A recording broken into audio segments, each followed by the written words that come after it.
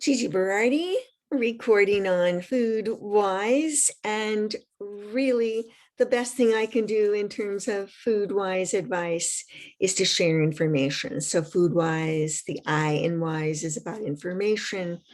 And today, two New York Times articles, one on the state of COVID on campuses in the United States. You know, these vlogs began with me recording every night since March of 2020 through December 31st of 2020 on a lot on colleges and what my university was doing, but also elsewhere, what was going on, and trying to make hard decisions about opening, not opening, and using resources to support basically remote education. And what's happened in the past year?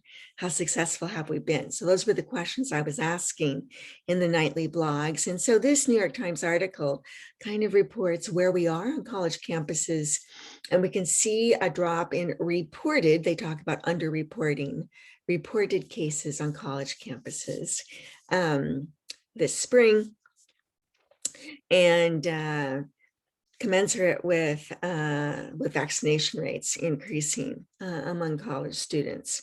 But it's a complicated article, which is nice to read, and not with very many maxims, absolutes. So it raises a lot of questions about colleges, which kind of pale in the United States to what's going on in India. So the second New York Times article brings you information on India.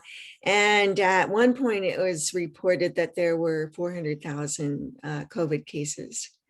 Anyway, 400,000, hundreds of thousands of COVID cases being reported, and then huge numbers of deaths in India, in certain states and in certain hotspots.